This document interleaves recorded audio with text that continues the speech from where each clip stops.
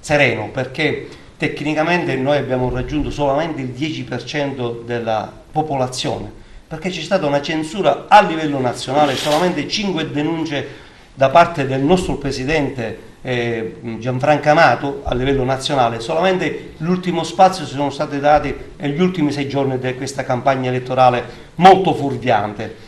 Quindi sono contento perché in realtà questo